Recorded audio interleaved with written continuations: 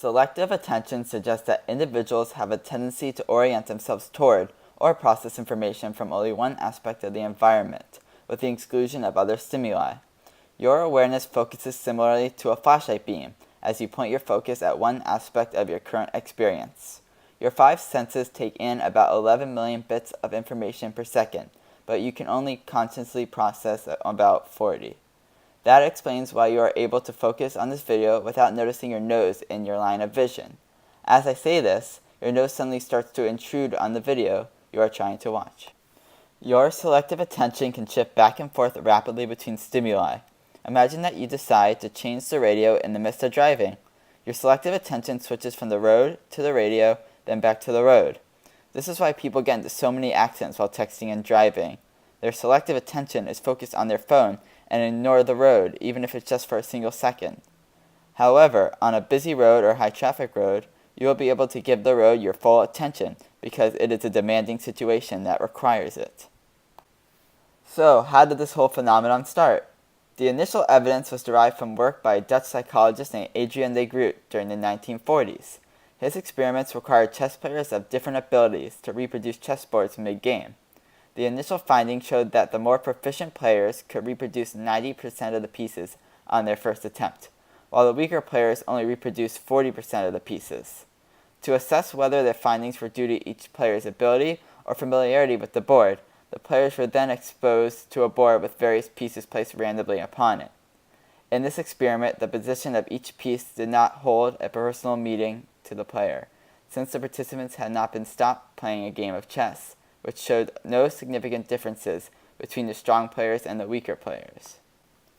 Based on de Groot's findings, Donald Broadbent created the bottleneck theory of attention based on the common bottleneck.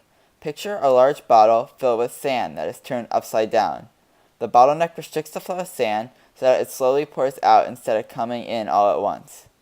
Broadbent explains his model through his filter model, which states that the stimuli in our environment act in the same way.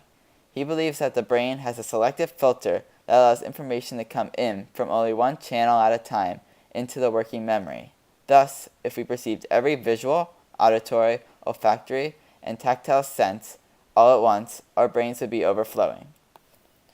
However, a woman named Anne Treisman had a different explanation for the bottleneck model. She created the attenuation model, which states that the selective filter distinguishes between two messages on the basis of their physical characteristics, such as location, intensity, and pitch. The crucial difference is that Treisman's filter attenuates, which is another word for reduces, rather than eliminating the unintended material. The stimulus you focus on is the one that is processed more thoroughly, but an unintended stimulus can still be picked up by the brain. This explains why you might quickly shift away from your main focus if you perceive to have heard your name from a different source. A prime example of Treisman's theory is the cocktail party effect. This is your ability to attend to only one voice among many.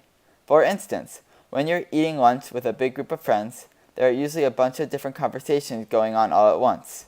You're able to tune into the one conversation you want to listen to and reduce the volumes of the other voices just by using your brain. Here's another example. I can play a sound bit of a group of people talking over me, and you'll still be able to pick up my voice. Here are some fun facts about selective attention. Broadbent's theory predicts that hearing your name when you're not paying attention should be impossible because unintended messages are filtered out before you process the meaning. This means that the model cannot account for the cocktail party phenomenon. Under experimental conditions, some researchers of the cocktail party effect have discovered occasions when information heard in the unintended ear broke through to interfere with information participants are paying attention to in the other ear.